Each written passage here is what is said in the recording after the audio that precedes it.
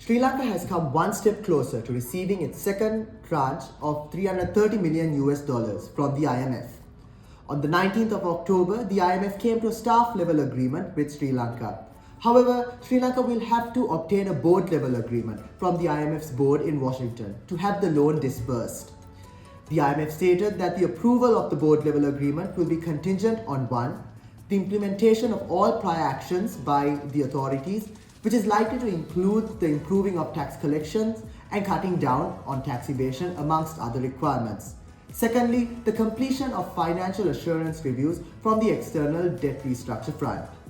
While the IMF commended the efforts made by the government and the fruits of the efforts, particularly with regards to price stabilization and the efforts to increase the efficiency of tax administration, the IMF also urged the government of Sri Lanka to move forward with the external debt negotiations with the relevant parties while highlighting the impact of the discussions dragging on the economy.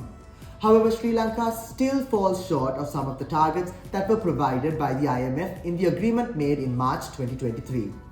From the fiscal perspective, the total tax revenue has remained below the IMF's projections. While the government has addressed this issue with lower capital expenditure during the year so far, we expect a deviation from the IMF's primary deficit target of minus 0.7% of GDP due to a revenue shortfall of 300 to 400 billion LKR.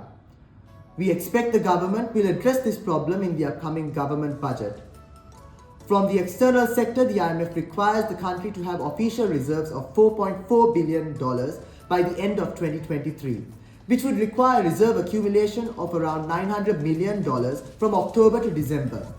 The IMF also emphasized the importance of strengthening social safety nets.